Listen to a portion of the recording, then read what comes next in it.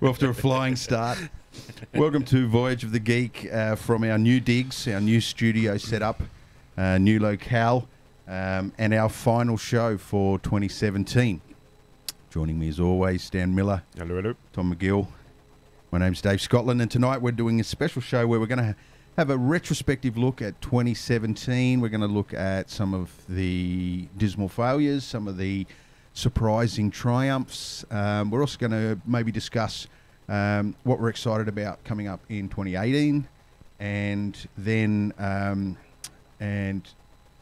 but really the important stuff is we need to discuss the bantha in the room.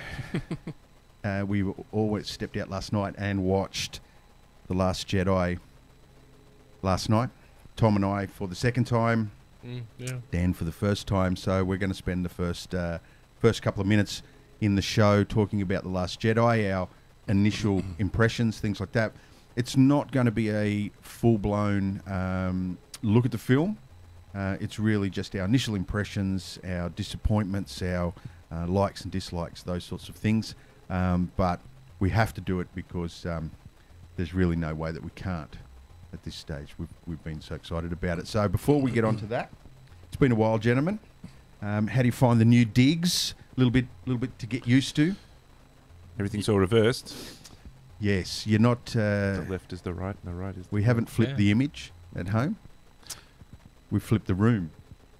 So yeah, we're gonna just been fooling around with the lighting, trying to get the lighting right, and monkeying with the plugging things in and cables and knobs and dials and stuff. So. Yeah, it's coming together. It's a work in progress. We'll perfect over coming shows. Tom, what have you been up to, sir? Not 100% today. You're firing on, say, 3 cylinders. 3 out of 6, yes. Yeah. It's the end of year. But I had a great fun this week playing around with virtual reality stuff. I have not had much experience with VR stuff. Mm-hmm. So getting, modeling something, getting it into Unreal, putting it all the way through to walking the level in with the headset on, just getting my head around this sort of stuff in preparation for the holiday break. Mm-hmm. Every year, the Christmas break, I come up with a project that I would like to do during the break. And then not do it. And then that's exactly it. So 2 years ago, I said I have to get back and update my Fusion knowledge. So I got myself a copy of Digital Fusion, which I took with me to my Germany trip. And I thought I'll refresh. I'll see how that has changed, because I haven't used Digital Fusion since 2002, 2003. Mm-hmm. Never opened it up. You're not missing anything at all. Last year I took 2 weeks off work to exclusively put 8 hours each day into the Trollbridge short film. Mm-hmm. Didn't work because I had time off. I was at home, and the shelves need building, and the garden beds need and time needs wasting. Yes, absolutely. Sleep. It's amazing how much I sleep during the Christmas holidays. Yeah. So this year I will not look into VR and create a nice little level in Unreal. Have you got it working at the moment? Yes. Oh, good. So did you take home a VR unit? Well, that means we have 2 VR units. You only need to get a VR unit, and we could helm the USS Enterprise, couldn't we? Yeah, over the break. Yeah. Do we have to put them together in the one? No, they can be remote. Yeah, right. Yeah, we can all be in separate places. Let's look into that. Yeah, that could be a project I might actually do. It'd be awesome. Then there'd be a big argument over who's the captain, who's the engineer. I'd have to be science officer. Weapons. I think Dan would have to be the captain. It'd go to my head, and I'd want to shag all the alien women and shoot to kill, shoot to kill. We come in peace. I used to love that song. All right, let's kick this off. We should say spoilers. Oh yes, absolutely, and we really should put that underneath this line where the show contains spurious information and copious spoilers. The film's been out for a week. If you haven't seen it yet, it's your own fault. Yeah, it's normally there's a 14-day grace period where you really should give everyone you work with 14 days to go and see a film before you talk about it. But with the Star Wars film, I think that's 7 days. Not in our line of work. Yeah. You cannot go to work the next day because it's harsh to keep your mouth shut. Well, I had to, because I only saw it, with you guys last night. So I had to studiously avoid my gaze when looking at the internet, because it'd be like, the new Star Wars, Luke Scott, and then I'd be like, oh, can't look at that. And it's everywhere, isn't it? Yeah. And some of it is deliberately sets you up. It says spoiler free, and the very first thing that they say, the very first sentence that they say is the big plot point for the film. So yes, the Bantha in the room, The Last Jedi. Let's go around the desk. The initial reaction as a moviegoer, Dan. This is after I've walked out of the door. Yes. And I'm standing outside. Yes. Confusion. And disappointment. There you go. Tom? During the film, confusion and disappointment, which continued and still does. Still does to this day. And I watched it pretty much a week ago, Friday. Yeah. 7 days ago, and then again with you last night. Yeah. Yeah, confusion as to what kind of movie I'm watching at here. It's, without getting into too much detail, but it sort of starts out as a slapstick comedy, and then turns into a heist movie, but is also a chase and a spoof. Yeah. Yep. It's you can't classify it. I mean, the biggest grind I have, I think, with it is that there's no character development at all. There's no character arcs for anyone. Not enough. To. I mean, the person whose perception changed the most in the film, and that was totally deliberate and very, very well done, is Laura Dern. No, Laura Dern. Okay, yeah. Because she's built... We're supposed to think that she's, helpless, and the audience is on Poe's side, and then that gets completely turned around. Yeah. And that was one of the best parts about the film. Yeah. But that's not a character arc. But as far as character arc in a narrative sense, I think Poe was the closest. Yeah, but it's not a full. I mean, it's a 33 degrees maybe, not a full arc. Yep. Well, what did he transform from? He was arrogant flyboy. Okay. To right at the very end, he chose not to go out and fight and to run. Yeah. Okay. He led them on the run. Okay. And so, because I think they're setting him up to run the rebellion in the third film. I think he's going to be the big kahuna. Okay. Yeah? Now, some big questions out of the film left unanswered. What was your own question? Yeah, what was your reaction? Oh, okay, yes. Well, I'm going to start with a positive, right? Okay. I thought the art direction was stunning. Yeah. Right. I thought visually, if you watch this film without any sound, okay, it was stunning. The problem is we are so expecting, Yes. we're so used to the stunning, and we expect nothing less, that when we get it, we just go, Yeah. That's what we want. I have a slightly different view of that, and I think that the stunning is actually subservient. It's like a bonus to the movie. Yeah. That's not the movie, because there are plenty of stick figure movies with little stick figure characters, and you're like laughing and you're thinking, it's bloody hilarious. Yeah. That those visuals, they are the subservient bonus that you get the flavour of the story. I think if you compared this film to Force Awakens, there's a lot more poster-worthy frames in this film. Like there's some beautiful those dreadnoughts, how big they are, and you know some of the big ships. I love me a good sci-fi big ship. And for so long, a big one of those large class star destroyers was all we sort of had to gauge scale. The next step up was the Death Star, but those what were they called again? Well, there was Snoke's ship. Yeah, the super. Which was even bigger than the one they took out in the first sort of 10 minutes of the film. I felt the opening sequence was very Star Wars-esque, although it did have some logic problems in it, like bombs dropping in space, and it had some weirdness there. You could see that somebody read a historical document about Lucas using Second World War footage to do his space battles, and then they came up with the only thing. In the next movie, we might see Dam Buster bouncing bombs or something like that. They had the gantry that the people were walking on. They had the flight costumes. Look the red button. Although if it was green, they might have pushed it. But you know, it felt very Star Wars to start with, and then we go to the island, right? We follow up that opening action sequence. We end up on the island, and literally not a moment has transpired since the end of the last film where she's holding out the lightsaber. And he takes the lightsaber, and what does he do with it, Tom? The music swells up very dramatically. Yeah. And then he throws it over his shoulder. Nonchalant as you can ever see in any Star Wars film ever, he throws this thing that is rooted in his background and was the implement. His family's background. It's the thing that was given to him where the whole adventure started. Yeah. Yeah?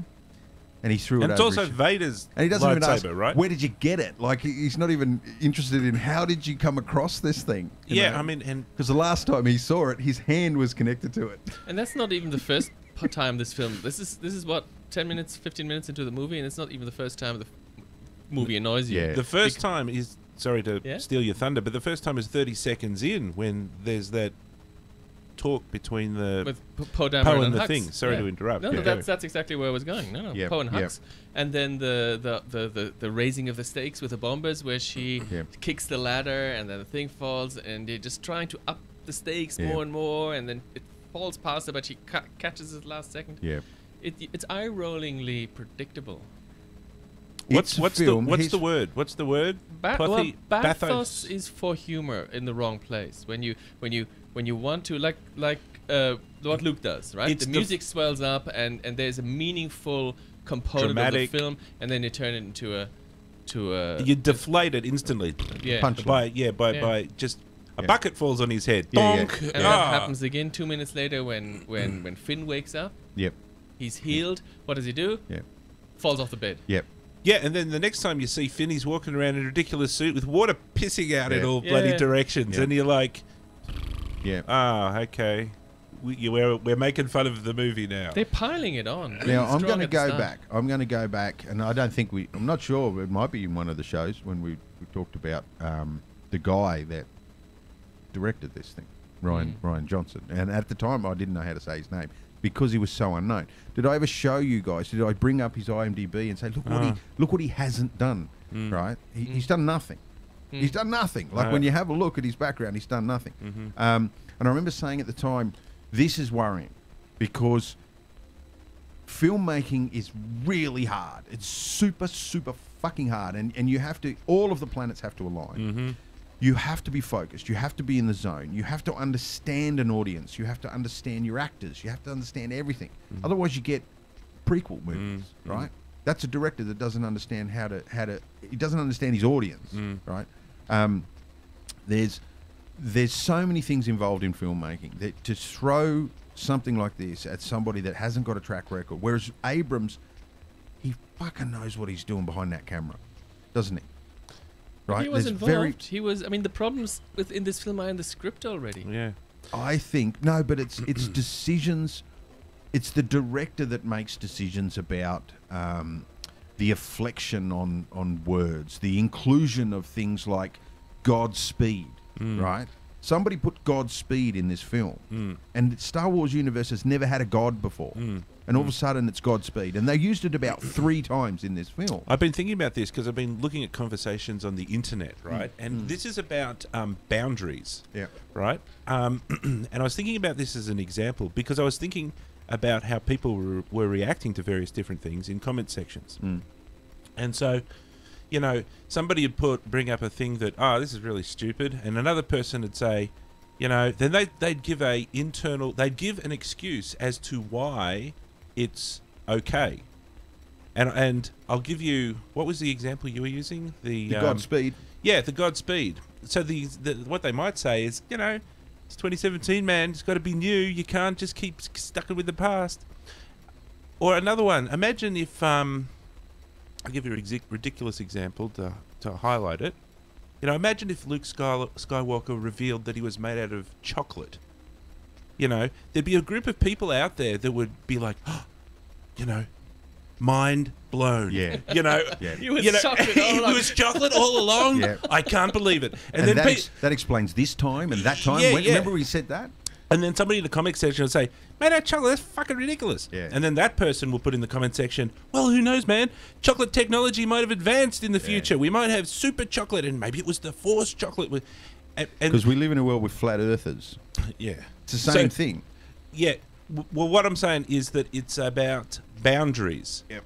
And it's not about making an excuse as to why something can be in the movie and putting some sort of justification attached to it. Yep. It's really about what should or should not be in the movie Yeah. to define the movie for what it is and what Yep. those characters sit in a little bubble. And you can't just suddenly say that they're made out of chocolate. That means nothing means anything. Exactly. You know? Exactly. Yeah. So I can tell you that, and I think I even mentioned it when we walked out of the cinema. We had a little 5-minute conversation before we forced each other to stop talking, so that we could have a bit to talk about on the show.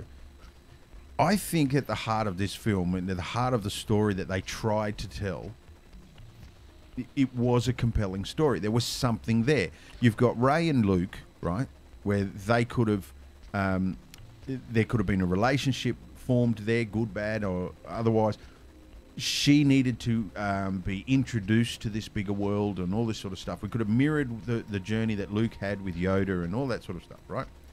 And then back on the fleet, finding out that the Imperials can track them through hyperspace, which I think is an interesting thing in a Star Wars universe. Then that could have been, they could have come up with a plan and snuck off the ship and gone over to the big ship with, you know, snuck in, without having to go to the casino, without having to go and meet an entire new world and an entire new array of characters, and despite the fact that Del Toro was, it's Benicio Del Toro, Del Toro. he's fantastic. I thought he was great in the film, Yeah. but his character wasn't really needed, right? I don't, you know, just when you think he's a good guy, he's not a good guy. If you think about what Ray, what Finn and Rose, what did they accomplish? What did their trip accomplish? Nothing. Well, it did. It brought the bad guy to the Empire. It allowed the Empire to find the fleeing rebels. Yeah. They did nothing good. But right when they were in arm's reach of their goal, which started all the way back before the casino. So they went all the way there, and they're riding friggin' animals, and they're just about to switch off. Just about to switch it off, and then nothing. All the stormtroopers turn up. What? Yeah. Just to remind me.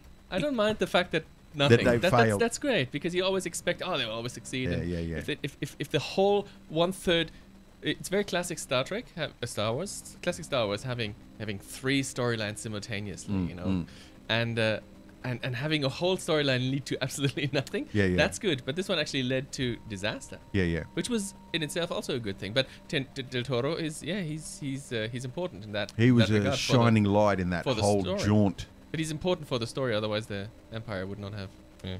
I complained about the construction of it, where they're going off to find a codebreaker dude. Yeah. They go to all that trouble, and it's again that pathos, whatever it is. They call up what's-her-face, the chick with the goggles, and they say, we need the best codebreaker in the world. And she says, well, you can go down there and you can find him, and that's the guy. And she's in a firefight at the time. She answers the phone. She's in a firefight where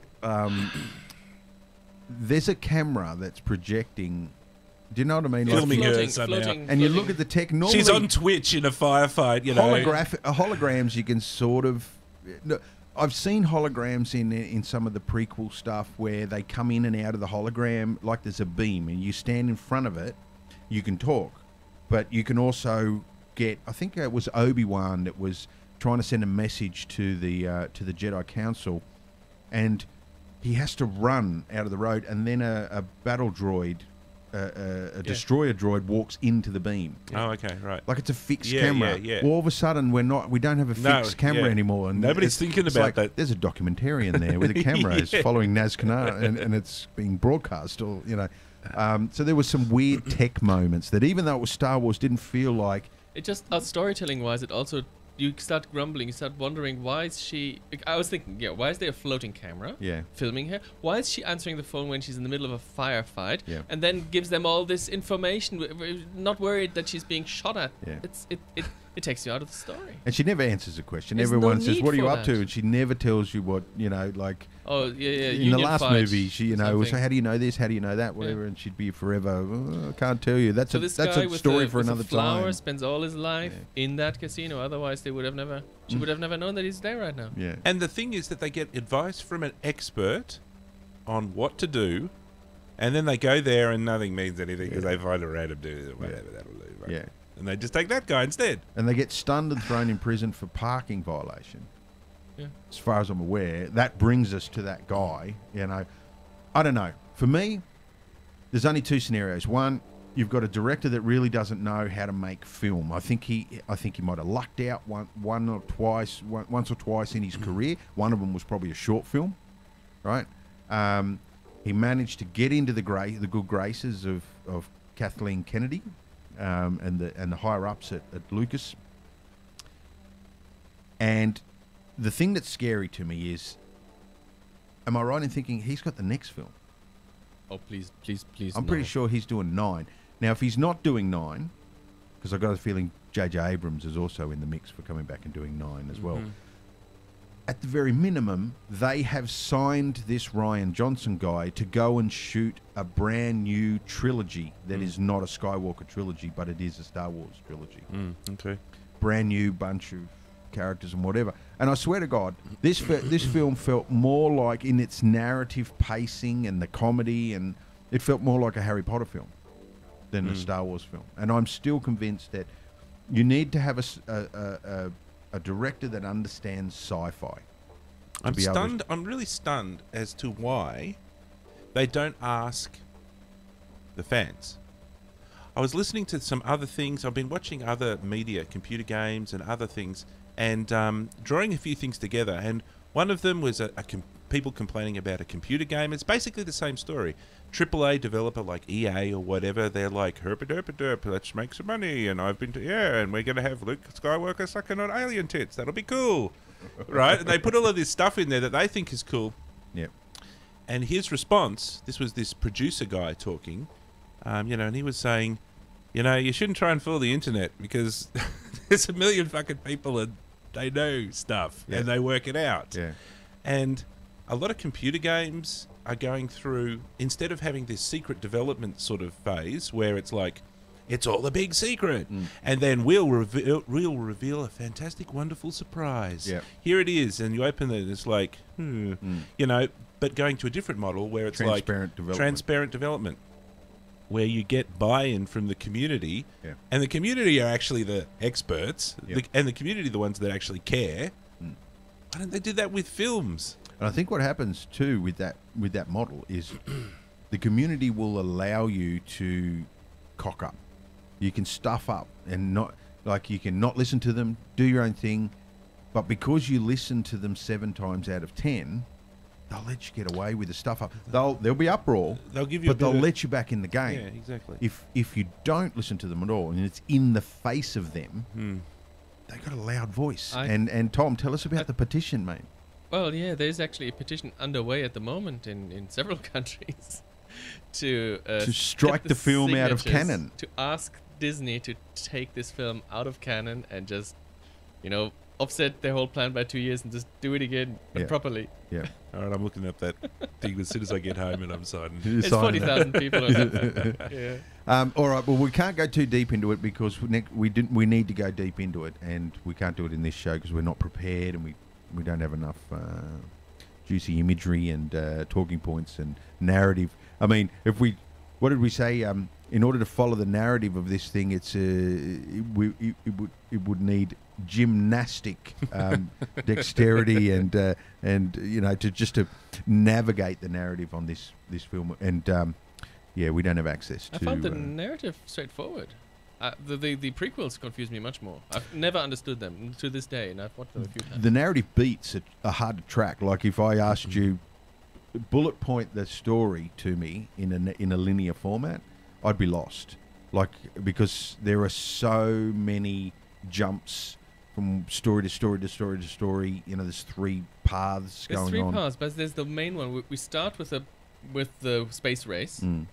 And we finish with the space race finishing at that planet where they ultimately have the fight on the salt flats. Yeah. So that's where, and that's really just a straightforward. We're being chased by the Empire thing, and that's most of the film. They spent the most time of the film just in being chased.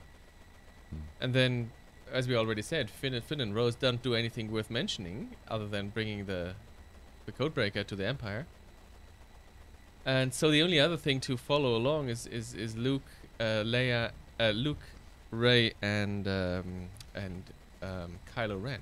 Yeah. And that's where the interesting part of the film is, between Kylo and Rey. Yep.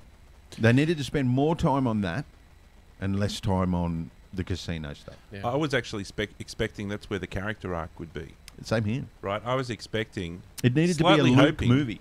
I was slightly hoping that the big super crazy reveal would be Rey goes over to the dark side, and she says, Kylo, he's not such a bad chap. All right, fine. Let's go and make things right again, right? Yeah. And then she realizes she fucks up, and then she's got to pull herself out of the shit in the next movie. Yeah. So here we have some comparisons. We got Rogue One versus Force Awakens versus Last Jedi. This is Box Office Mojo, and if we look at down here a little bit, we've got opening weekends. So Rogue One did 155 million. Nothing to be sneezed at. Now, I thought that Rogue One worked for me. Yeah, same here. It just fit nicely in like a little sort of Lego brick. It just clicked. That seemed to work. I do not have a problem with Rogue One. Did you see Gareth Edwards got a cameo in this?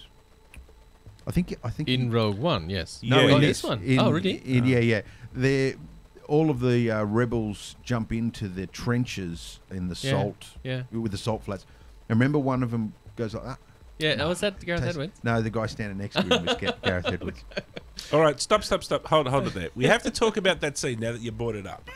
All right. Because this is a microcosm of the decisions in this movie. Yeah.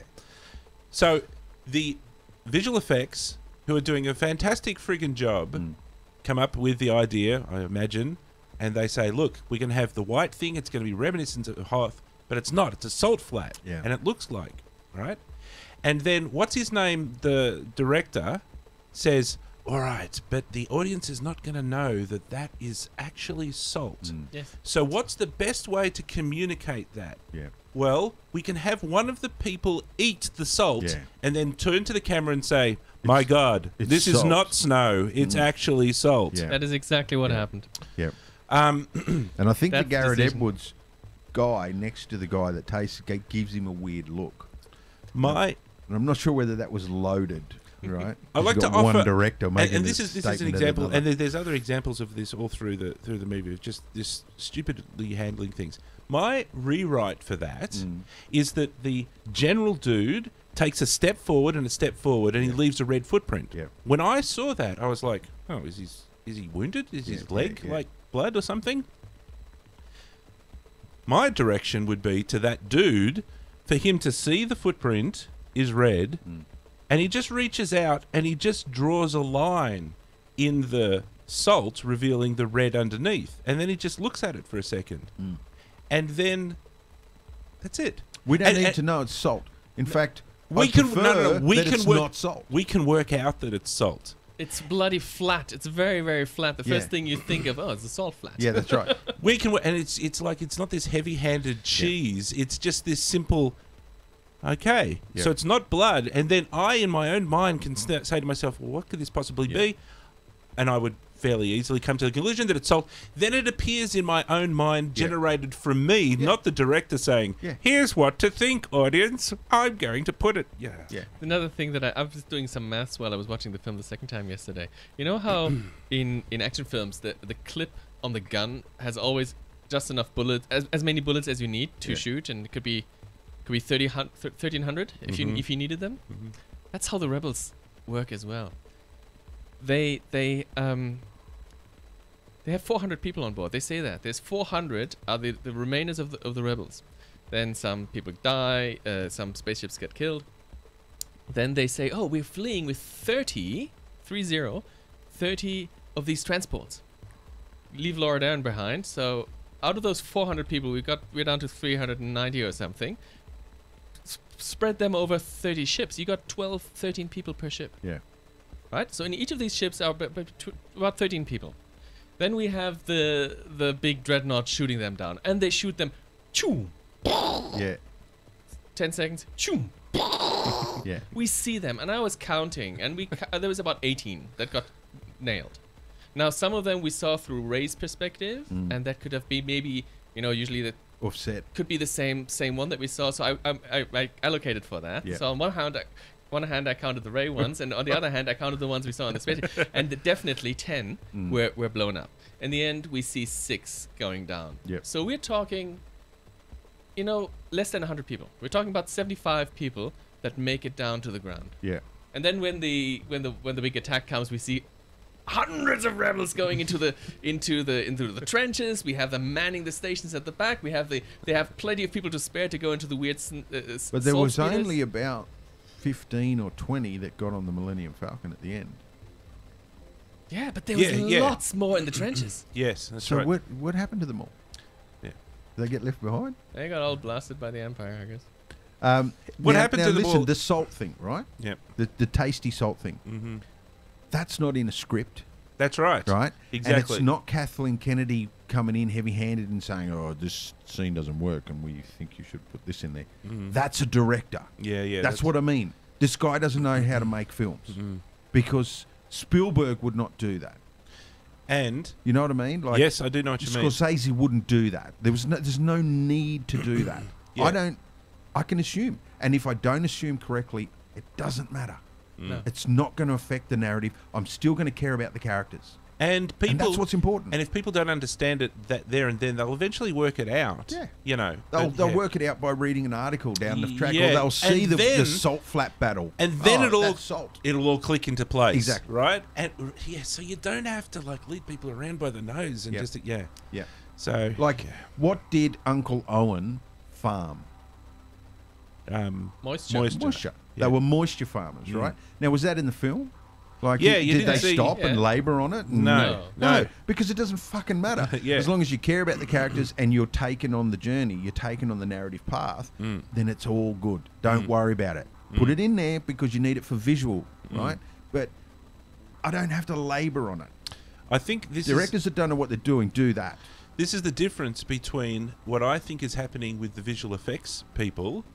There's 350 of them. Yeah. They're all talking to each other. They're swapping ideas. They're getting approvals and stages. And there's no heroes in the VFX. Yeah. There's no Harrison Ford director who walks in as the VFX artist and says, "Well, I'm going to change all of the models to be blue and have crinkly stuff on the top." Yeah. And everybody goes, "Oh, okay, fair enough." No, there's probably loads of discussions and people moderating and all of that. But for the direction and probably the script, there's not 200 people working on it. Yeah. There's just one guy who's sitting. He's like, "You know what? I just had a genius idea." Yeah. And end result. Yeah, the voice of one. So let's have a look at some of these comparisons here. For starters, these other two films went for 2 hours 13 minutes, 2 hours 16. That extra 15 minutes tagged into this one could have made all the difference. That could have been the whole casino thing, right? Take that out. You could totally take 15 minutes out. You could take Because the fuck, 45 it minutes went out of on this for a film. while, didn't it? For a Yeah. Star Wars film. Yeah, it was long. it Felt felt long. 2.5 hours. Star Wars yeah, films yeah. should not feel long, and all the old ones That's- are utterly rewatchable. You Absolutely. can watch them. You could see them 20 times, 30 Even the times. shitty prequel ones did not feel long. It's right? the They felt longer than the originals, but they didn't feel like, oh, just fucking, when does this thing finish? It's the another thing is I think it's I don't know how long does the original Star Wars go for? Tom? 100 minutes. What I'm getting at is it's the quantity over quality. Yeah. It's like we don't have very good quality, but we'll give you a lot of shit. Yeah. Yeah, and you should be happy with that. It's 2.5 hours of shit. And the lot of shit that they gave was pretty to look at. But this figure down here, second weekend drop-off, this is the one we love, Oh, okay. right? This is because the world works on a success of a movie is the opening weekend box office, which is a whole crock of shit because that's marketing. It's got nothing to do with the film. It's the second weekend, yeah? Mm-hmm. This is where word of mouth gets out, and we see this. And Wonder Woman is the big standout for 2017, where the second weekend it was so strong and really kicked a lot of its competitors 2 hours. in that the original 2 hours. 2 yeah. hours. Oh, it was. Yeah, Okay, fair enough. yeah. And I would have said maybe even less than I would have. Well, it doesn't feel like 2 hours. No, it doesn't feel like Not for a second. No. But that's still half an hour shorter than this film. That's a TV episode. So yeah, you can see the Rogue One had a 58% fall off from the second weekend to the first weekend, and Force Awakens had a 39% fall off. So I'll be very interested to see what that figure is after this weekend. It's there's no figure there at the moment. And there is a slight increase in the amount of cinemas showing the film. So in theory, that should have some sort of increase to the actual takings. But, I mean, it started strong. It has started strong. For a film that is globally copping a lot of flack, I mean, it's making bucks. If you go back to what I was saying about boundaries Mm-hmm.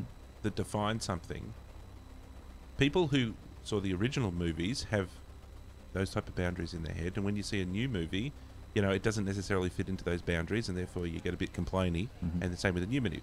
I was watching another review from a person whose first Star Wars movie was Phantom Menace, Okay. and she said that she fucking loved Phantom Menace. She was 7 years old, and she went in there, and Yeah. it was fucking amazing. And she went bananas over it. She was complaining about the new Star Wars, but kind of from that perspective that it didn't fit in with the Phantom Menace stuff, and she had all the same sort of complaints that everybody else was, that it wasn't fitting in with those boundaries.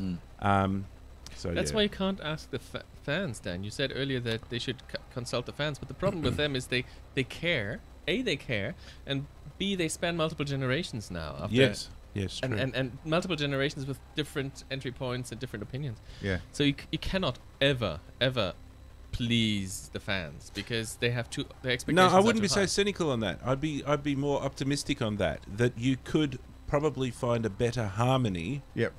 rather than just a stab in the dark. I think Force And all the- Awakens.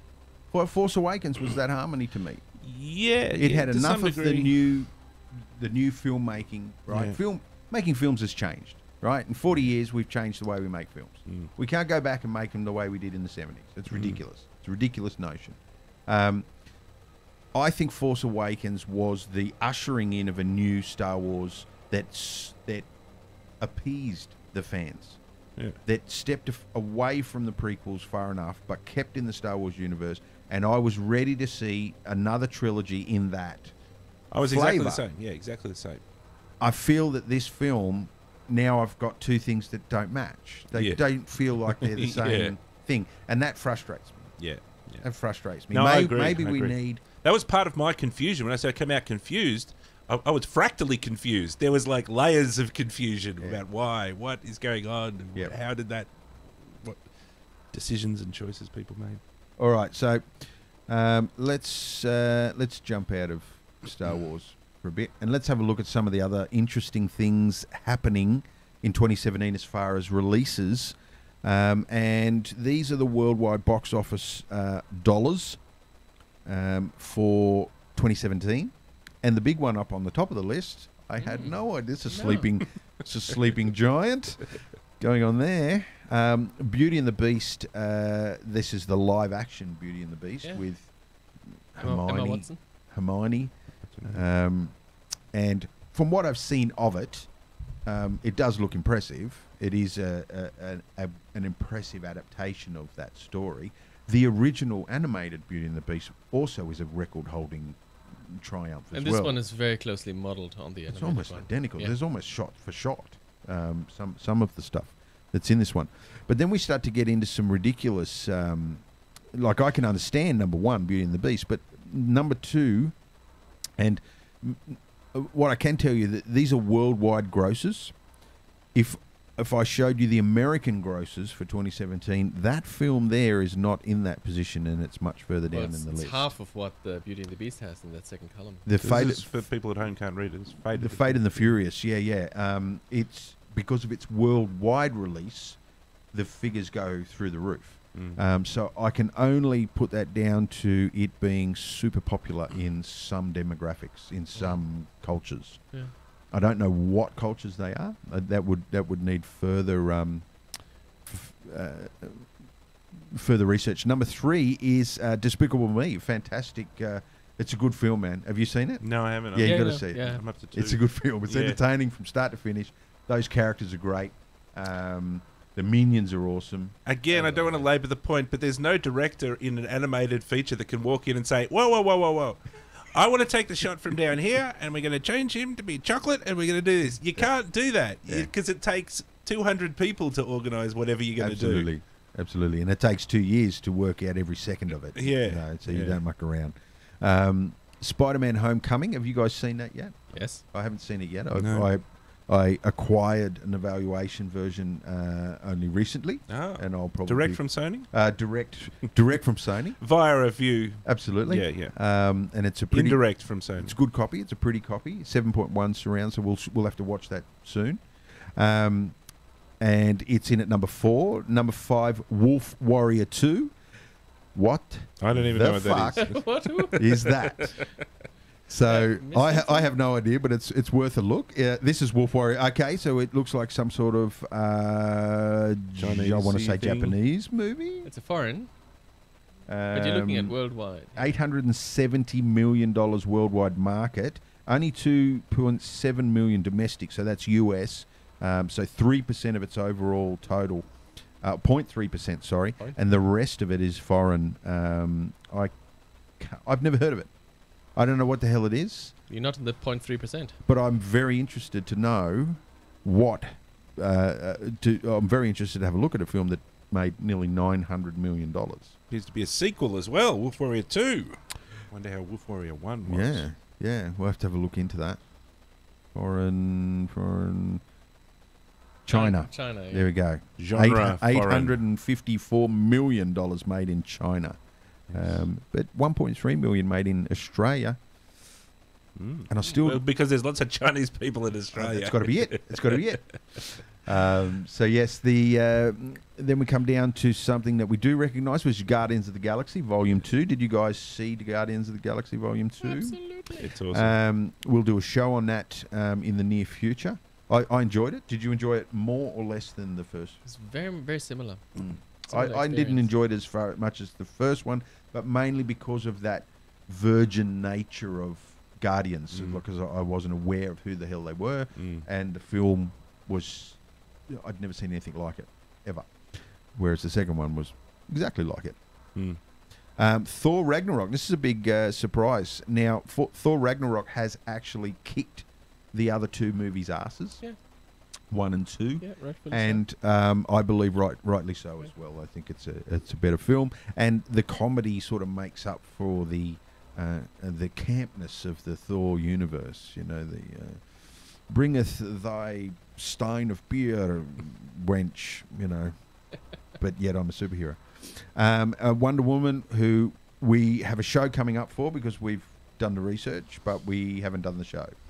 So we Now, can't. if you look at domestic for Wonder Woman, Yeah. she's at the top of those 8 films that you've looked at so far. She's the top one Yeah. domestic. We'll talk about her in a moment, in a little bit more detail. She's the top one Pirates of the Caribbean, Dead Men Tell No Tales. Now, you guys, I haven't seen that yet. I stopped watching Pirates of the Caribbean Same here. after the third one. After 3, I stopped. Yeah, same here. Is it Gore Vidal? Is he the guy that did? Gordon Verbinski. Verbinski, was it? Did he do the first 3? He did the first. I don't know how long he was involved. I think he did the first 3, or at least the first 2. They started to get weird, exponentially weird. Oh, they started to, I don't know, you start to run out of ideas after a while, and therefore all that's left is weird. Yeah, yeah. I mean, the first couple were not really Johnny Depp films. There were other characters there. There was, including Davy Jones and some really cool bad guys. But then they just turned into Johnny Depp movies, and I'm not a big fan of that. Good to see a low budget, fairly low budget comedy in the list, coming in at number 10. There's some happy clowns in it. It's clowns. It's got to be comedy. And then we get into some weird stuff here. Now, Justice League is coming in at number 11 with $637 million. Now, this is supposed to be flop of the year. $637 million flop. It's nearly, You want to know why bad movies get made? Because bad movies make money. well, There they you go. can. If their marketing is successful, they make money. And then we start to get into a bunch of movies that But you sort of also- makes a lot of sense there. Yeah, it's amazing because Justice League is only how long ago since that was released? It's last month. Yeah. So there are films in there. Beauty and the Beast was oodles ago. That was the start of the year. Yeah. So there are films here creeping. It's probably going to creep higher in the list. I think it will. I think it'll probably go as high as 750. It's currently at 637. I think by the time it finishes its cinema release cycle, we're probably going to be into the 7s. And that is hardly a flop, is it? No. Well, it depends on how much it costs to make. Exactly. All right, so let's have a quick look at some studios, right? 20% market share, Disney. Right, Buena Vista. It's interesting that they go by Buena Vista on Box Office Mojo, but that's Disney. 20% at $2.079 billion for the year. Mm-hmm. Big dollars. Now, what's really interesting is the amount of titles. There's only 8 films released in 2017 that contribute to that $2 billion, right? 12 in total. So 12. The other 4 would have been released just prior, but crept into the 2017 time period, because this between January 1st and December 17. And Force Awakens would have been a big player there. I think so, yeah, and also Rogue One. Rogue One would have been a December. Oh, Rogue One. That was big. Sorry, It would have that's what I been a meant. That's the December one that- release. Yeah, That's right. Yeah. yeah. But have a look at this. Warner Brothers with 90% share. They had $2 billion, but look, 32 movies tracked. 19 in 2017. 19 in 2017. Nearly double. Well, over double. It's an interesting graph. If you look down further, we go to Universal, Yep. and the market share drops, but Yep. the amount of movies they produce increases, Yep. and the amount of money they make drops. Yeah. So what can we say from that? They make more shit. They make more shit. No, that isn't exactly true, because another thing... Well, their shit ratio is no, higher. No. There's another thing, and that is that if you can dump millions upon millions upon millions of dollars into marketing, you can polish a turd. All right? So, some of those top ranking guys, they sort of hit this critical mass where Yep. they can just fluff up the one thing that they've got, and everybody like, oh, I got to see this, Yep. and then everybody goes and sees it, and it's not necessarily any better than than Sony's doing or whatever. Yep. It's just that they've made it into a hyped thing. And by that rationale too, those studios that have got 32 movies tracked, 15, 17, 26, 22, all of those films go on to syndicated release for television. They also go on to pay-per-view.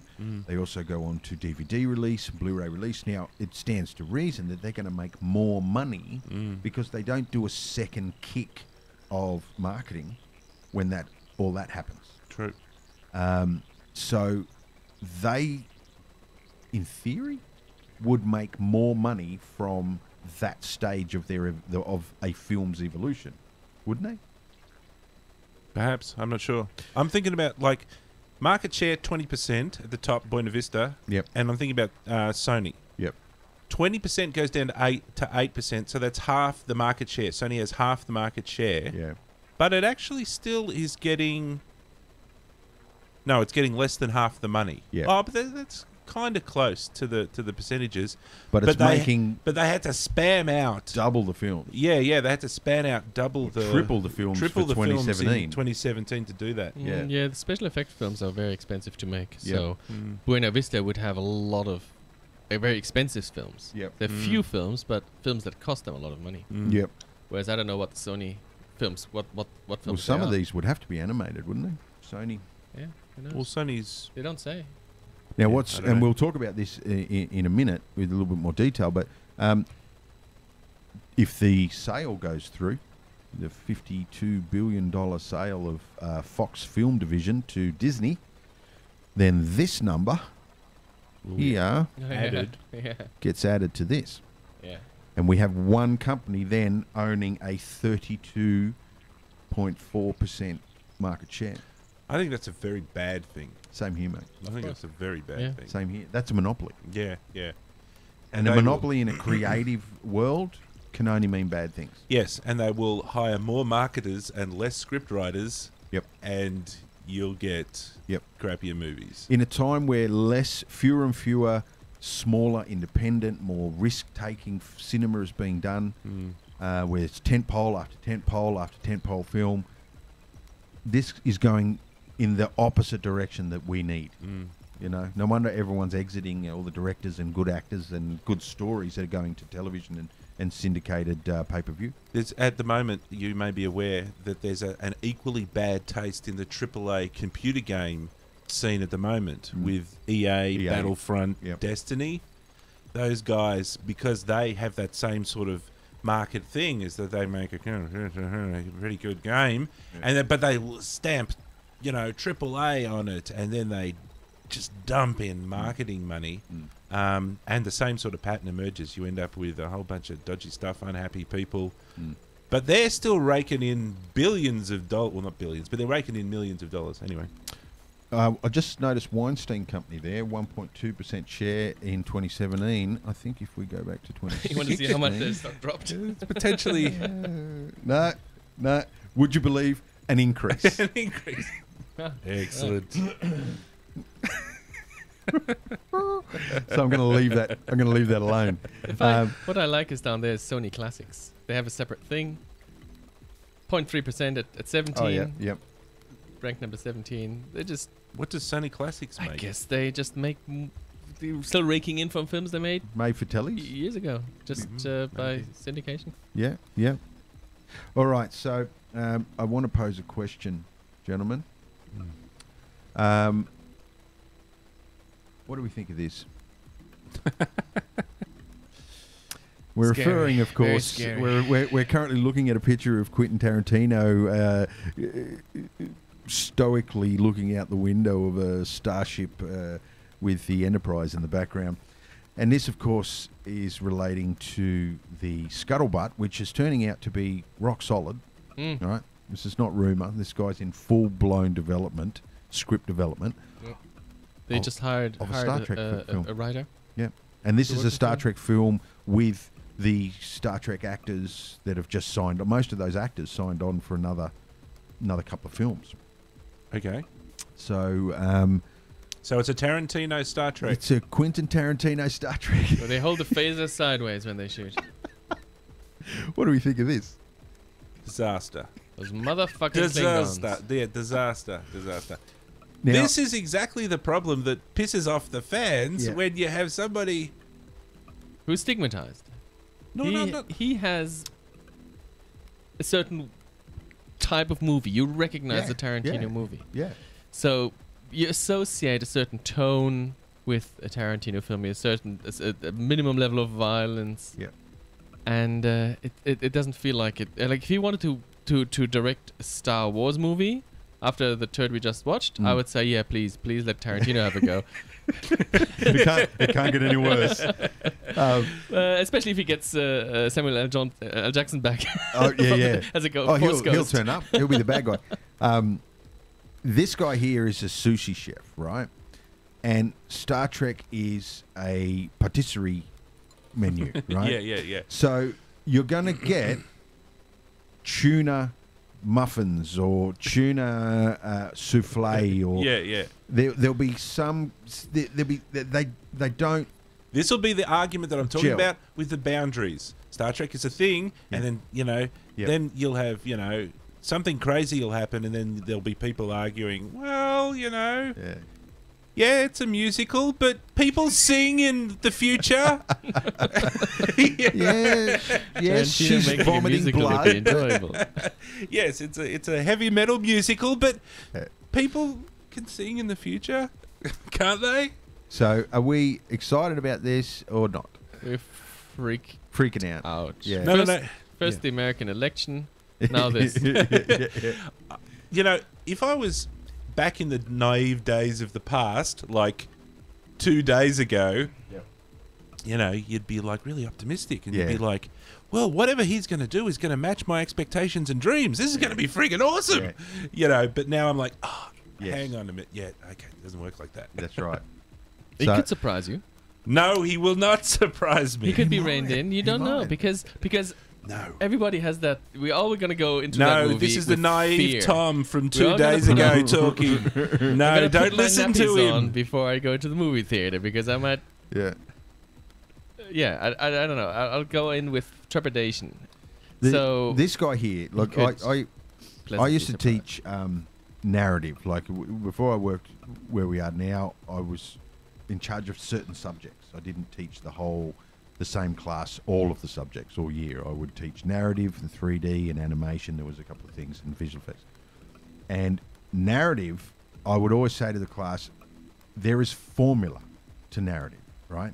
There are a couple of different formulas, but ultimately there are formulas. And if you break the formulas, you're going to leave your audience bewildered, and they which won't is what understand. they did in Last Jedi, which we just experienced. Exactly, and it's not rocket science. Like, understand the formula, learn where you can bend it, but never break the bloody formula, because you will leave your audience scratching their head, and they won't understand where they are in Take the whole Avatar. fucking thing. Cameron's Avatar is a great example for people who say, "Oh, it's a stupid story," but yeah, it's a story that everybody gets. It's a cookie cutting formula, and yeah, it works it works. perfectly. And, right? and those rules are It's there. a recipe. And those rules are there for a reason. Yeah. It's not like, Yeah. you all fuddy-duddies all obeying the rules. No. Those rules have been developed Yeah. over 2,000 Yeah. years of narrative history. Oh, and they're there for a reason. One of the hardest things I have to get across to young people is breaking the rules does not make you Edgy and cool and original. It's like, I'm going to put bacon in the chocolate cake. 99.9% of the time, it just makes you look like a dickhead, right? Now, Yep. you can heed my warning, or you can do it your own way, and sooner or later you're going to come back to me and say, you were right. Yeah. Because those rules were formed long before you and I were born, long before our parents were born, and their parents before those. Telling stories is a formula-based thing. It needs a beginning, middle, and end. There has to be key characters. We have to care. There has There's to be a bunch travel. of shit. You have to start somewhere and end somewhere else. There has not to be a end at the result. Yes. Yeah. So, this guy worked in a video shop. He was the guy that rewound your tapes because you didn't rewind them yourself, right? In the day where we had videotapes, right? Yeah. He worked in a video store, right? Mhm. And he was heavily influenced by the movie. He spent his whole day, every day, watching films. Mhm. He watched The Good, the Bad, the Ugly. He watched the Bruce Lee films. He watched all the gangster films. Are you now starting to see where his films come from? Yeah. So when he tries to come up with a story, he's so heavily influenced by film and not by life and not by documentary and not by history and not by... Do you know what I mean? Yeah. You start to get this bizarre, eclectic array of montage moments, because that's... Like Kill Bill. 1 minute it's anime, and then the next minute it's a Bruce Lee scene where she's even dressed as, and he'll say it's a homage, right? I say to you, if you take the soundtrack out, if he doesn't have killer music in his films, you would say, well, you're just copying shit from all these other films. But he puts the music in, and it gives it this original spin. So it's one thing to cut a guy's ear off, but it's another thing to cut a guy's ear off while he's dancing around to some, 1960s random rock music. song. Yeah. So that's him. How does that fit into that, which has a 50 years now, 50-year lineage? He's going to get lynched by the mob. Let's hope so. Yeah, you can just imagine that situation where people start to pander to him, and he's like, I think that it should be a heavy metal musical. And they're like, yes, Mr. Tarantino, you know things, so that's going to be awesome. And Star Trek films can get fucked up. There's been a few shockers in the past. It does happen. All right, let's have a look at Blade Runner. Have you guys seen it? Yes. Why did this thing perform so dismally relative to people giving it critical acclaim? Most people, and I don't agree, but most people say it's just way too slow and way too long.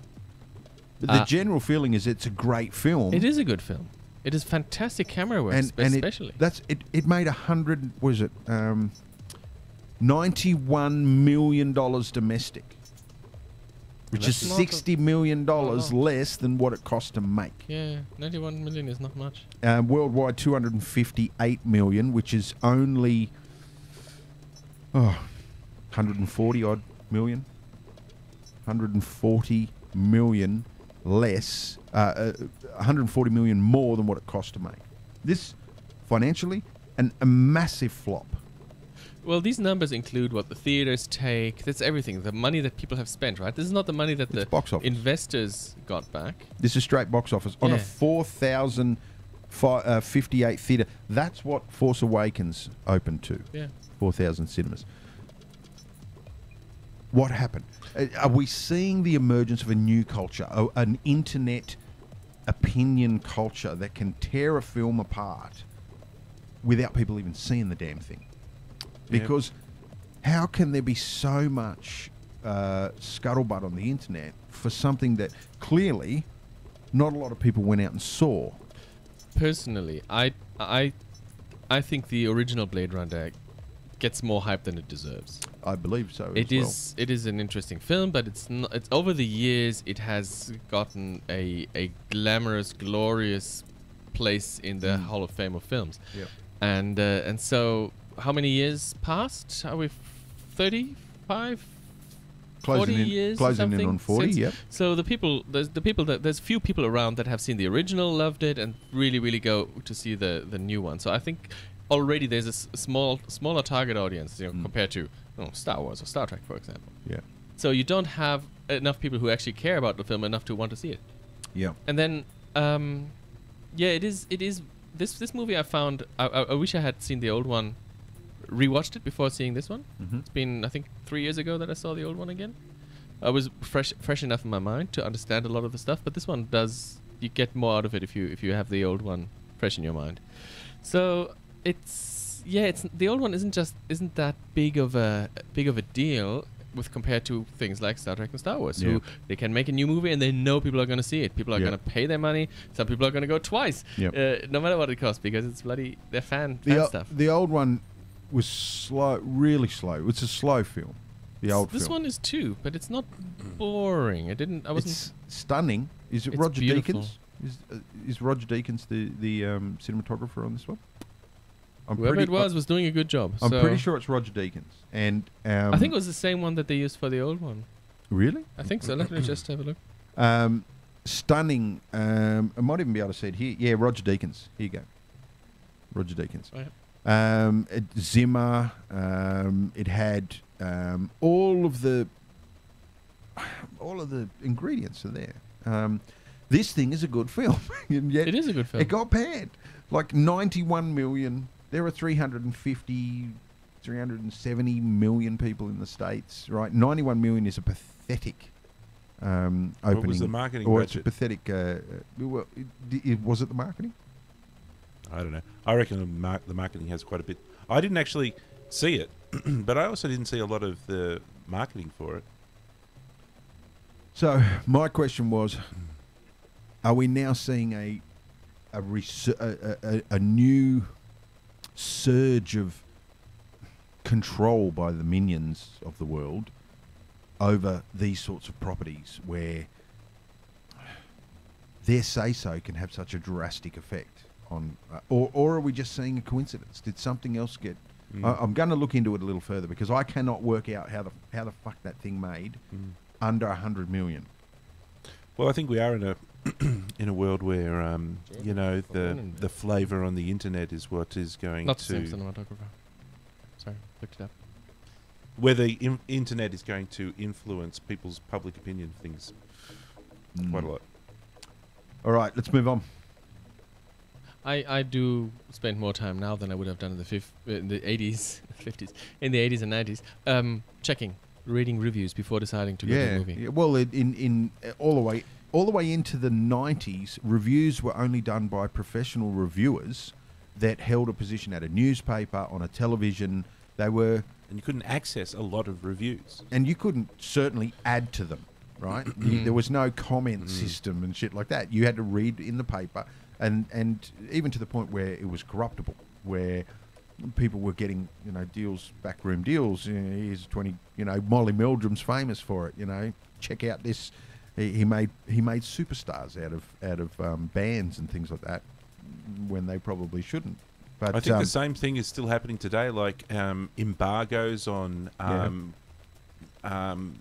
critiques, and I think even Rotten Tomatoes. They sometimes wasn't there some Rotten Tomato issues with the Jedi, Last Jedi. I think I read the a headline that critics. said Rotten Tomatoes Last Jedi is fake news. Well, I think sometimes they might stipulate that you can't review it for a few days after the start. Yeah. With things like that. Yeah. There was some shenanigans. Yeah. It was headline-worthy shenanigans going on with Rotten Tomatoes. I think there's also a natural Because who owns them? It's I got don't something know. to do with who owns them. Might be. I think there's also a natural shenanigans that we've discussed before, where critics are more likely to be favourable than not favourable. I got a feeling Rotten Tomatoes is owned by someone other than Disney, like someone that is their competitor. Have you seen the Rotten Tomatoes review of Last Jedi? Well, it's pretty bad. No, it's not. Oh, isn't it? Critical acclaim by critics, 94%. Good Lord, no. Audience reaction, 54%. So that might be the fake news. That's the fake news. It's the critical acclaim is because they're all part of the system. establishment. It's not like there's these backroom deals, but Yeah. they know where their bread is buttered on. Yeah. And it just generally it works out slightly better for them if they Yep. get on the bandwagon and push Yep. the hype. Yep. It just kind of works out better. What's the actual numbers? They get access as well out of that. Yeah. They get early access. They get interviews and all that sort of stuff. If you bag Yeah. the thing, you don't get to sit down with. 92%. There you go. Critical acclaim, 92%. Fuck off. Well, that is fake news that is. because Exactly. that film is not a 92% critical. You go anywhere Yeah. else on the internet and there's a 50-50 chance that somebody is going to be for or against it, right? I'll say it's 60 to 70%. Is the Well, what I'm most I'll saying give is that the audience reviews of it are 50-50. Oh yeah, Right. So there's the old schoolers, Yep, yep. who have the same complaint that we do, and then there's the kind of newer sort of audience who are like, no, I never watched the original ones, and I thought it was pretty good. So when you say 92%, are we saying 92% of critics, professional critics, said it was a good film, Yes. or are we saying is the average score 92%? No, a little. No, from the column. audience is 53%, and the critics. But is that 53% of the audience say good, and 50 and Yes. 47 say bad, Yes. or is it 53% is the average score? Yeah, people give it a score, so I think that's So they it's do the give average. it a score. I think it's the average It's score. not a thumbs up, thumbs Well, down. I think they get scores from lots of different ways, but yeah, if you simplify it, it's 53% thumbs up and Yep. 47 down. Yep. No, 92. That's a bit sus. Maybe. I was watching some. Be I fake was news. reading some of those critical reviews, and they're fucking gushing. It's sickening how they sort of vomit this Yeah, love over yeah. the. I was reading one about, and we'll probably get into this at some later date, but they were talking about the audience, you know, the perfect way that this was done, and Yeah. it transferred the love and emotion out of the characters and was absorbed by the audience in there. Yep. You know, and I was like, fuck off. I was like cringing halfway through these friggin' movies. I'm Yeah. not like Yep. gushing with So another one to throw on the pile of smouldering despair for 2017 is Valerian and the City of the Thousand Planets. Now, Tom, you're close to this film. You've read the comics, I've read the comics, which I didn't even know existed. I watched the film. I knew that there were pre-existing characters. I've never read the comics, but I like the film. Yeah. So I will also throw Fifth Element into the mix because it's very I love thematically very close to I this love one. the fifth. So that's why I was compare so that with excited that. about this film. Is Mm. that the Fifth Element to me is one of my all-time favourites. It's probably in the top 20 of all-time films. But you were a different person back then. This is like, again, this I is could 20 still years watch ago. the Fifth You Element can tomorrow. still watch it, but if you watch it tomorrow, you will see that a lot of stuff doesn't make sense. None of the decisions that the characters make any sense. Yeah. So it's not a perfect, but it has Yeah. a charm to it, Yeah. which I always credit a lot of bad films that I really like with what I can only call charm. They Absolutely. have something there, some je ne sais quoi, Yeah. that just makes me like these films. Yep. And this Valerian didn't have it. Didn't have that. No, Valerian had people that are arguing, and the two main characters that are. They're not hating each other, but there's no love between them either. Yeah. Again, I was watching Star Wars New Hope, and because other people were putting up comparisons about the dark and gloomy moping around, and you go and look at, they're all jumping around, and they're bursting, and they're hugging each other, and they're running, and it's all exciting, and yeah, I don't know. What are you doing? Why does this get $40 million? Gross 40 at million 40. gross domestic. That's ridiculous. Of course it is. 225. So obviously it was pretty big in some foreign market. France probably. Right, yeah. Looks like the biggest market China. was China. Out of all of those, here, let's total gross. China never read the comics either. Yeah, it looks like China was the biggest market. France. Yeah, France. was also China quite- has quite more healthy. people than France, I think. Yeah. There's a few more, I'd say. But there's countries there where, $2 million in Australia. That's when they're charging $20 for a ticket to get into the cinema in Australia. $2 million is not a lot of humans. Mm. We did not step up. So we'll do Valerian as a full show. We'll do a proper. I've got the Blu-ray ready for us to watch in the Voyage of Must the Geek I? cinemas. You're going to have to. I'll bring my knitting. You pumped this film up. You got us excited about us, Tom. I was so excited about this film. Yes. So yes, that was another one that was quite disappointing for 2017. The visuals. I'm still excited to see the visuals. I haven't seen the film yet, but yeah, hopefully it's not too bad. Now, Visuals are easy, and I think, I'm starting to work out in my mind that they're secondary to the story yeah, and possibly secondary to the marketing yes, as well. yes, But So we are special people that we will go to a film yeah, because we are visual effects people. absolutely. And we will go to a film because of the visual effects. And Valerian is awesome. But then they go again. We know that these days, awesome is standard. yeah, yeah, Awesome is easy yeah. in some respects. Yeah. Yeah, well, standard perhaps is better. word. Nowadays, you have to be groundbreaking and be cutting edge. Wonder Woman. So let's talk about something that was a big success this year, and we did see this. We're going to do a show on it, but let's look at the numbers there. $821 million for a $149 million budget. That kicked it out of the park. It was an outstanding film. And this, I think, just as a slight divergence, is the gamble that the studios make is that they're like, yep, we'll try on that movie, Yep. and we lost 100 million. Yep. Try on that movie, we lost 60 million. Yep. Then we get Wonder Woman, and we made all our money back Yep. and then some. Yeah, that's how it works. So And we, I think someone a little closer to home is hoping that is going to work for them as well.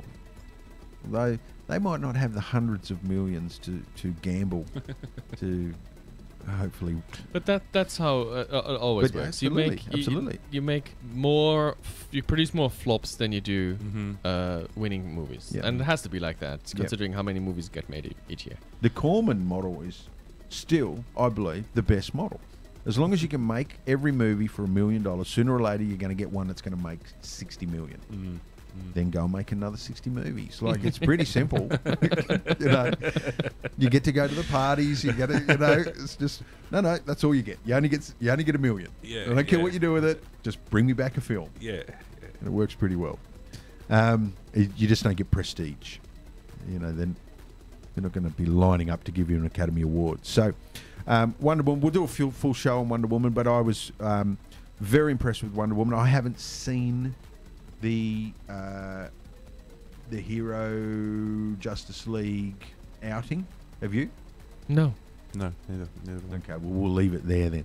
I have people in my family who are begging me to take them, and I have been steadfast, saying, "I'm not paying money for this. Wait till it's on Netflix. There's only so much I can take. Yeah, I'll pay money for Netflix because there's other stuff." it's funny. Like when it's victorious achievement, there's not much to talk about. It's much better when it's a dismal because failure. that's what you expect. Yes. You expect it to be, Yeah. and then when your expectations are met, Yep. you're happy. What's the Rotten Tomatoes? If you got that open there for Wonder Woman. Excuse me, for Wonder Woman. Well, if Star Wars is 97, then this one must be 98, huh? Well, we could be surprised. It's big in China. Did a 90 million. I guess everything's big in China. They've got so many humans there. Just watch China, anything. 90 million, 33 million. Brazil, big dollars in Brazil. I don't Here know. in- yeah. What's the name of her island? Maybe it's near Brazil. The Mascara, but they made that. I don't know that name existed before this film, did it? I don't think I'd so. never I think heard they of were it. all called it Paradise Island or That's something. what I thought it was as well. From the old TV series. 92% Mm. on Rotten Tomatoes for That's Wonder critical. Woman. What about the But, audience? Look at that. That's a healthy. Look, Australia's Yeah, really yeah, we're right kicking up- on there. Yeah, 88. 23 million. 88%. Yeah, audience. so this is an interesting point. Wonder Woman, 92% critical acclaim, which is exactly the same for the Last Jedi. Yeah. In other words, they're just this gush factory. And it's like, this is the fucking most wonderful thing. And the audience, I think, is the more honest. Is that because they've got less skin in the game. They're Yeah, just yeah. like, I either liked it or I didn't like it. Yeah. And that's very close to the critical. And it's very 92%, close. 88%. That's Oh, 88 for the For Wonder Woman. audience Yeah. for John it's Q. essentially the same. Yeah, Awesome. yeah, there you go. All right, so let's briefly before we move on to our final remarks of what our biggest disappointment in 2017 was, and what we're most excited about in 2018. Let's briefly we touched on it earlier.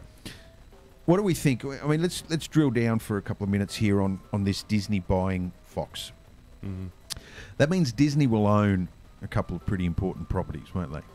Such as? I haven't looked into it very much. So, Simpsons. Aliens, oh, yeah, okay. Simpsons, The Yeah. Simpsons will be Disney characters. X-Men. Well, I think The Simpsons was killed quite a long time ago. Oh, they don't own old stuff when they buy it? No, I don't know. But I mean, Oh no, they own the Simpsons. That's what Yeah, I've heard. They'll yeah. own everything, wouldn't they? Well, the only thing that Murdoch didn't sell them was his broadcast. He hasn't sold it yet. Stocks. Well, no, it has to be approved. I think their Senate has to approve it. The Senate. yeah, I'm right. pretty sure, yeah. Because they, just like our country, you can't have a monopolization like that. You can't have somebody. Everything to that level has to be approved.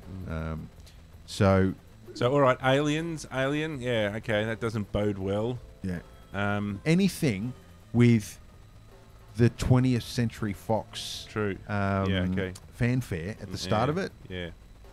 is now a Disney thing. And it's up for the treatment. And that's fucking huge, mate. Like, it is Mhm. absolutely huge. It's Mm. it's not about that market share we saw earlier. that market share that was 2017's market share. But look at all the properties that didn't get made. Like, we didn't see a lot of those things getting made that they own. The 20th Century Fox owns that property. They just didn't make a movie in 2017 from that property. But there's a big back catalogue of properties that are owned by that studio that have full distribution rights, right? Production rights. That's crazy. Yeah, if that could, I don't know. As long as we don't see any crazy crossovers. No, we'll see all of that. You reckon? What, Biggest- Simpsons Alien. Yeah, no. Well, maybe not that extreme. Hey, I'd watch that. Hang on, that was Fox Well- property anyway. They could have done. They've probably already done it. Yeah, exactly. Yeah, I don't know. No, I just don't think that bodes well. Like we say, a big monopoly with, some AAA people with access to things you like. That's not a good mix. Wasn't it about 6 months ago they tried to buy Time Warner? I swear Disney tried to buy Time Warner about 6 or 8 months ago. And then the deal sort of went away. 52 billion. That's why old people live in the past. They get cynical because the world changes too much around us, and we'll just be watching our old DVDs, closing the roller shutters. Yeah, you kids, get off my lawn. Yeah. I'm watching my own. Damn I'm millennials. reading my own my old comics. Yeah. Well, let's have a moment of Silence. Well- For the shitty meal. moment of truth. Biggest disappointment of 2017, and it can be from anything. Open slather. What is your biggest disappointment? And you can't say yourself. And I can't say the American presidency because we're apolitical. American presidency. Fucking Trump. Yes, that was a bizarre choice. What Our American cousins. all we have to do when in relation to Trump, all we have to do is weather the storm and live in the memory that he's destroyed the reputation of his entire family forever. Yeah. Like, they'll all have That's to my change their names. He's such a ridiculous human and has gotten away with and has said so many things that the world will never forget. They will never forget all of the things he said. And it's because he'll die soon. He's 79 years old or something like that. He's some ridiculous If age. you had my way, he'd be assassinated He'd be 12 months ago. exactly. But then the kids are going to grow up with that name, and they have to live with that. And I think that's what has to happen so that people realise that you don't let the crazy old grandpa go and do that. Oh no, he's got a lot of support over there. He's got A a lot lot of people support loving him. yeah, Rednecks, yeah, they're uneducated masses. crazy fuckers. But you can't. Your biggest disappointment of 2017 can't be Trump, because realistically, he came about in 2016. Yeah, but he didn't do anything then. And he will continue to disappoint forever. Let's continue with movies, and we've already mentioned it. I think Yeah. my biggest disappointment for movies would have been Valerian. Valerian. I had low expectations. I didn't expect it would be a good film. Yep. But I was still hoping for more. We actually have a file video of us talking about Valerian when we first heard about it, but hadn't seen it. So we'll be digging that out when we do the Valerian show, and we'll be able to find out exactly what you thought, Tom. I like going into films with low expectations because I expect that I will be pleasantly surprised, right? But going in with low expectations and then coming out and seeing they weren't low enough, Yep. that's sad. It's disappointing. Yeah. Dan? I don't want to go into some movies with low expectations. Anyway, no, my biggest disappointment was last night. Which is when we saw Last Jedi. Yeah. Last Jedi. And I tried to lower your expectations Yes, so you would did. You were- suitably not be... You were gently encouraging me to be wary and cautious. Yep. Yes. Well, mine wasn't The Last Jedi, and it wasn't Valerian that I haven't seen yet, but have since learnt that it's bitterly disappointing to a trusted comrade. My biggest disappointment was Battlefield 2. Battlefront 2. Battlefront 2? Is that See, I was bitterly Wars disappointed Battlefront. from Battlefront. Battlefront 1. I was disappointed for no means. They made the biggest mistake that they made was releasing it for a weekend in beta for everyone to play. When I had my heart set on that game, Battlefront 1. So this was The 2 years first one. ago? Yeah, the first one. 2 years, I think. the Star Wars Battlefront? Yep. Yep. And so I downloaded it immediately, played it for a few hours, and then uninstalled it and said, well, they just lost a lot of people who would have otherwise bought it. Yeah. They just said, no, I'm not going to play this to it. So, Well, they you know, told me that I was going to be a bad guy, right? They told me that I was going to be in 2. in the new one, Yep. right? I was going to be fighting for the Emperor, right? The Empire, and just to This play the a campaign, game. the campaign. Yeah. Well, first of all, campaign mode, right? Got excited about that. The realism, fantastic. The photogrammetry, we know a lot of the inside stuff that's gone on for that film as far as the way it looks and the tech. And Oh, it's artistically beautiful, but Stunning. we know that doesn't That's standard. matter. that's right. That's standard. easy. That's in inverted commas. exactly. So they tell me I'm going to be a bad guy and I'm going to fight for the Emperor. That's awesome. I want that. I want to be a stormtrooper. I want to be some kind of elite special forces stormtrooper. If you can't live it out in video games, you have to live it out in real life, and we don't want that. So No, you no. want to have your escape. You Exactly. want to have your valve Exactly. to be the bad guy. Speaking of stormtroopers, there's an emoji that people are using. It's a little stormtrooper and guess what it stands for? I miss you. Yes. I've seen postcards like that. So anyway, as it turns out, 2 missions into the fucking campaign, you get converted and swapped over to the rebels, and you're fighting against the stormtroopers. So you got 2 missions where you can be on the bad side, and that's what they marketed it to me as. And then so you go and buy it, and only find out 2 missions in that all of a sudden I'm not an Imperial trooper anymore. That is the biggest disappointment for 2017 for me, is that they fucked up the campaign mode, knowing full well that that's the thing that they copped the biggest amount of flack from the first game, was that it lacked a good campaign mode. They thought they could deliver a Star Wars game without a campaign mode, and we would all jump on it. We didn't jump on it. They go back to the drawing board, give us a campaign mode, sell it as one thing, and it's completely different thing. Then, of course, there's the loot crate bullshit that made them hemorrhage, what was it, billions of dollars worth of stock in a very short period of time. Disney slapped them over the wrist and threatened to take, maybe even went beyond threatened to take Star Wars property off EA. That's a big deal. I think there were petitions for that as well. Yeah. It's essentially gambling. They're introducing gambling to a game that a 9-year-old can play. Again, this is the AAA, the curse of the AAA, and it's the same in the movies. They make a fairly mediocre game, and it's all designed to be as popular and as bland, vanilla, Yeah.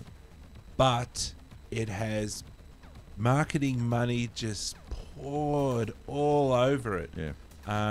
And yeah, that's the result you get. It's the same pattern. It's the same pattern, I reckon. All right, 2018. What are we most excited about? I haven't looked too deeply into what's coming up, but I know the Black Panther movie is coming up. I'm looking forward to that more than I am to the Infinity War.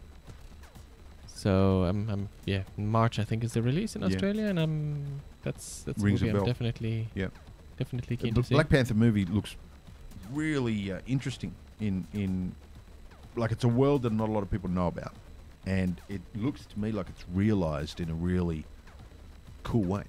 You know, the tech of it, stuck in the middle of quite a primitive land, is this sort of tech hub with toys and all sorts of stuff. It looks pretty cool. And the other thing, I think we can always say that every year you ask this question, is there's going to be a Star Wars movie every year now. So Well, we'll it'll be always the be Han looking Solo forward. movie. Yeah, the first. I for some reason thought there was more than one Han Solo movie, and this will be the first one of many. But I think everybody I've Well, it talked depends about on it how said they no, do. that's Yeah. wrong. It's not happening. So it's apparently just a one-off. Because they're talking about a second Rogue One movie, and I'm thinking, well, They're going to squeeze They're all where dead. into 4 minutes. yeah, exactly.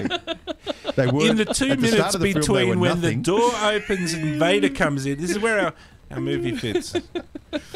It's what they did on the beach before the nuclear wave came and hit them. for me, it is Infinity War because I'm super interested to see a whole range of new characters that I haven't seen before. I'm really psyched about who's on Thanos' side. I want to see all of his minions and bad guys. About the Infinity Comics was they all get taken away. They all get teleported off Earth to somewhere in space, and it's the good guys versus the bad guys. You know, Doctor Doom, and they all. He's big on his He's just floating manipulating them all to platforms. fight against it. Yeah. So, and the biggest disappointment from the trailer is that it looks like Infinity War is going to take place on Earth, In New York. in Wakanda. Yeah. Well, Most of the that's shots right, are yeah, taking yeah. place in Wakanda. Yeah. Yeah, okay. My yeah. theory is that it'll be well. We know it's a 2-film deal, don't we? Do we? Yeah, I'm pretty sure it's like a Part A, Part B film. All right. I'm pretty sure we're going to lose some big characters.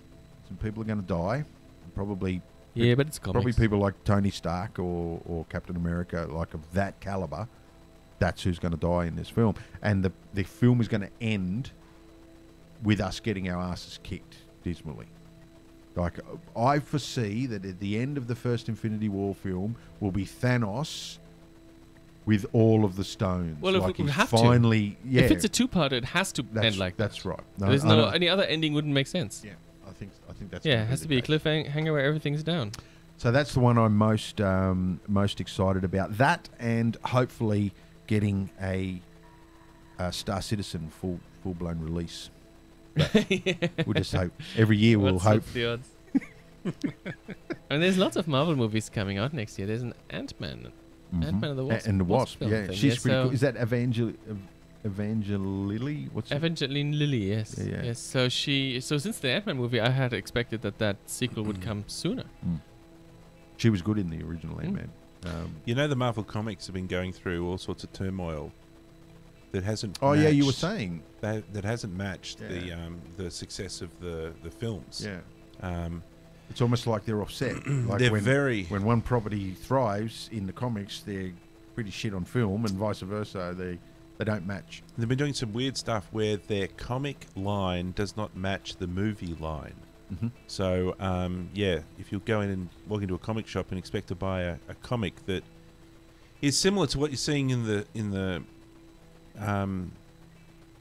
cinema, Yeah. you're going to be disappointed. And that was because you were talking about the Wasp. The Wasp comic, I think, has just been cancelled Oh really? for low sales and this type of thing. So, yeah, there's a bit of weird stuff going on in the background with that, where the Makes you comics are wonder really- whether who's got more control over that. Like, is Stan Lee still pulling strings over there, or is he over? I don't know. I don't imagine. Or does he he's have probably no I don't. I have No. no information. I imagine he's retired. He's just Yeah. sitting at home. counting his money? Yeah, chilling out. Comes out to do a cameo. Yeah. Walk to the Couple of line. months. Yeah. Yeah. So, walk to the point. He Say was- the line. He had a really funny. It wasn't a sitcom. It was a reality TV show where real life humans could be heroes, and you had to turn up to the open day, and you lived in a house like Big Brother sort of thing, but you were a hero, right? You had to have your persona and your special powers and all this stuff. And he kept putting these. He'd take them out into a bus. He'd take them into a bus, put them in LA somewhere, and he'd say, New "There's York, a probably. If scenario." it's Stanley, it would have been New York. Yeah, well, no, it was all in LA because I think he lives in LA. Really? Yeah. And he would give him a scenario, and he would say, "Little Jimmy is trapped in the water tank up there, and he's got 14 minutes before he drowns." And they had to find out how to open the water tank and all this stuff. And some of them worked together, and others were.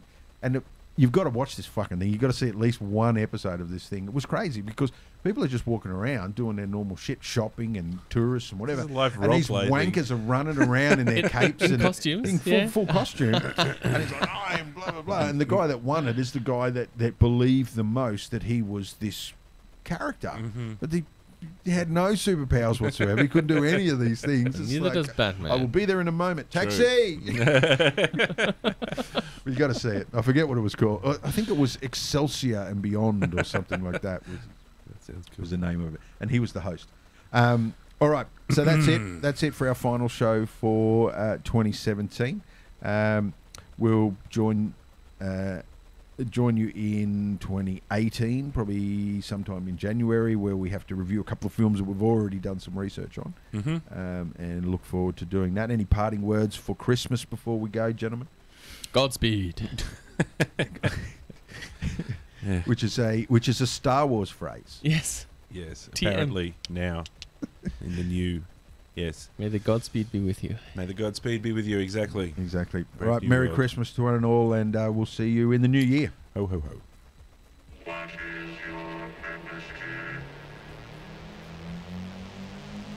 How many of you are there?